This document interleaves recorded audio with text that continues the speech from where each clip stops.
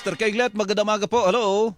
Hello. Magandang umaga po, Carmelo, at sa lahat po ng nakikinig sa kanilang programa. Ano ba ang dating sa inyo nitong planong pag-aangkat na naman ng halos ay 4 million metric tons? To be exact, 3.6 to 3.8 million metric tons ng bigas ang inaasahang import para sa 2026, Mr. Keglet.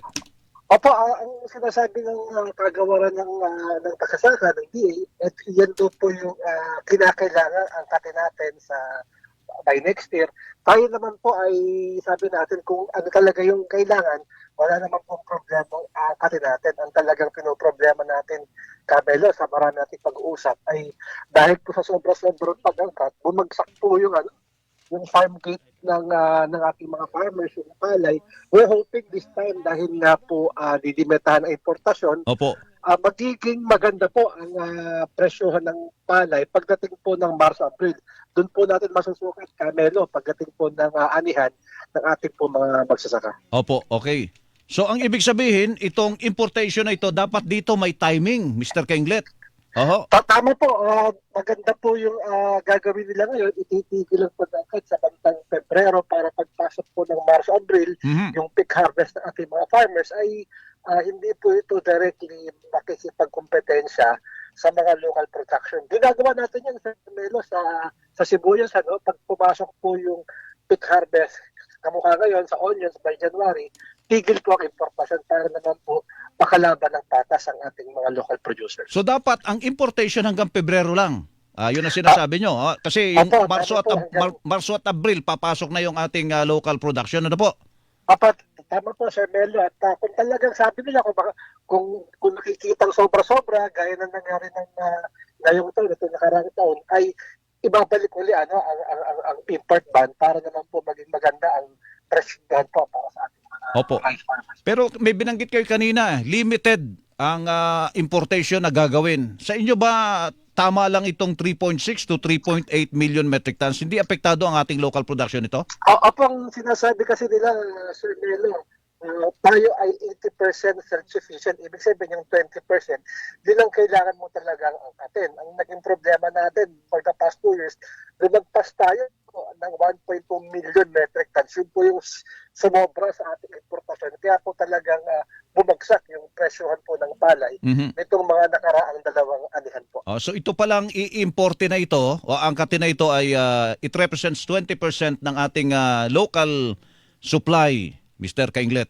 Opo, tama po. Pero ang nakakalungkod dyan, Sir Melo, wala pang isang dekada. Tayo po ay 96%, 97% sufficient na, no?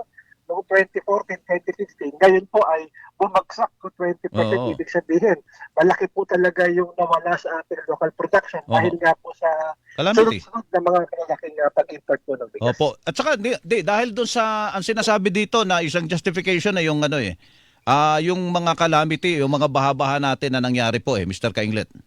Opo, wala naman tayong problema dahil taon-taon po tayo laging may calamity. Ang talagang naging dagok talaga sa atin, Carmelo, patay na rin sa ating mga dating pag-uusap, yung binaba ang taripa to 15%, from 35%.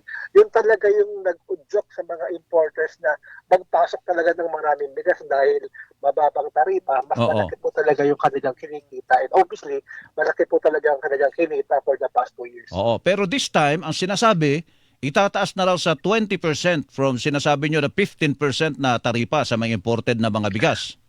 Opo, Carmelo, kaya ito ay partial victory pero ang talagang hiling natin ay ibalik talaga sa original rate na 35%. Pero sa 20%, tayo ay medyo natutuwa pero sabi nga ay maging 25 or hanggang dun sa atin kung talagang hinihiling na 35% po na taripa. Opo, sige po. Mr. Keglet, salamat po.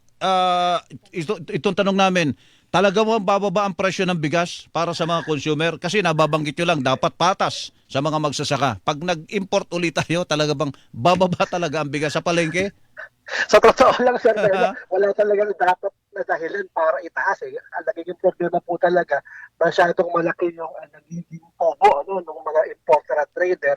At yun ang laging ginagawang dahilan para magbaba ng taripa dahil mataas ang presyo. Pero pag tinignan mo yung merkado, bagsak po ang presyo sa global at bagsak ang farm gate sa palay. Kaya dapat po talaga walang dahilan sa pagtaas po ng presyo ng bigas kahit po nag-import tayo ulit by January next year. Opo. Thank you po, Mr. Kenglet. Magandang umaga po sa inyo.